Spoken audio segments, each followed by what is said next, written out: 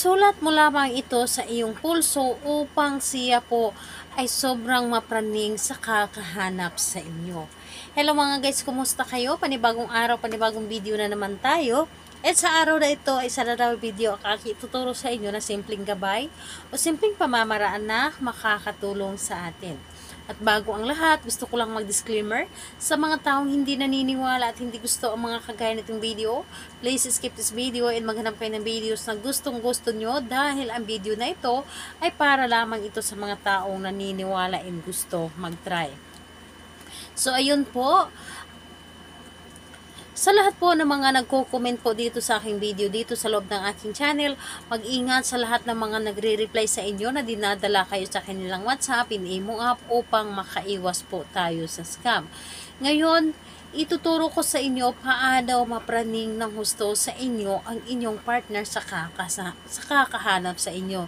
Ito ay napakadali at napakasimpleng pamamaraan na gagawin mo upang yung partner ninyo ay mapapraning kung hindi kayo niya makikita. Ito ay pwedeng gawin sa parihas ang kasarian, babae ito babae and lalaki ito lalaki. Siyempre naman sa ating babae at lalaki na mag-partner. And pwedeng-pwede mo itong gawin kahit na kayo ay magkalapit at magka-LDR sa isa't isa. Ngayon, ang gagawin po ninyo, dapat po kapag kayo ay gagawa ng isang ritual, dapat ay siguraduhin ninyo sa inyong sarili na gustong-gusto ninyo itong gawin at alam po ninyo sa inyong sarili na ito ay makakatulong sa inyo. Kailangan na hindi ka nagdududa sa isang ritual na inyong gagawin. Dapat ay buo ang inyong loob, buo ang inyong tiwala sa inyong paggawa ng isang ritual. Ngayon po, kailangan mag-isa ka lamang na gumawa nito at wala pong dapat na nakakaalam. Kapag ready ka na, ay pwede mo na itong simulan. Ang gagawin nyo lamang, kailangan nyo lamang kumuha dito ng isang panulat. Ballpen o di kaya ay pentel pen. Ang importante po ay makapagsulat po ang ating hinahawakan o ang ating ginagamit.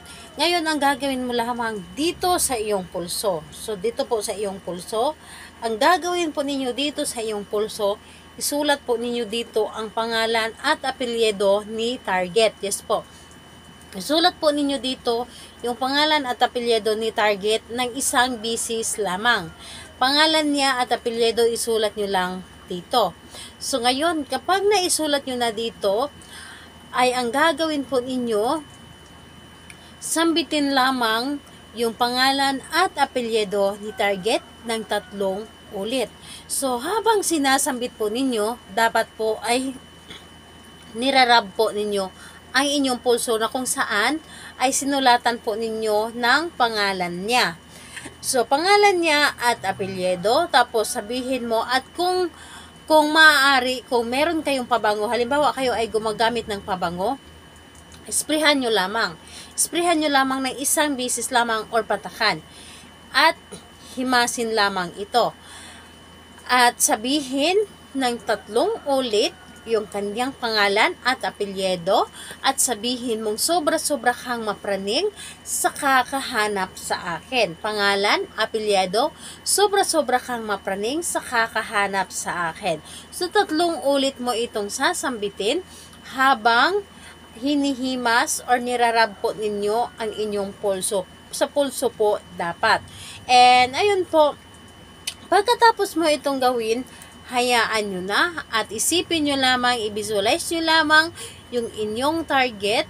I-visualize ninyo, dapat po ay positive na ito ay gagana. Positive po yun nasa isip ninyo at huwag na huwag ninyong hayaan na mag-isip kayo ng mga negative. Dapat po ay mga positive lagi at huwag na huwag kang magdududa sa inyong ginawa. Asahan ninyo, hindi makalipas ang isang araw, ito po ay gagana.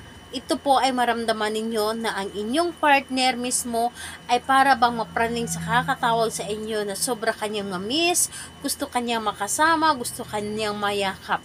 So, ganyan po ang kanyang mararamdaman. So, ayun po, gawin ito sa kahit anong araw at kahit anong oras. Pwedeng-pwede. And ayun po, kahit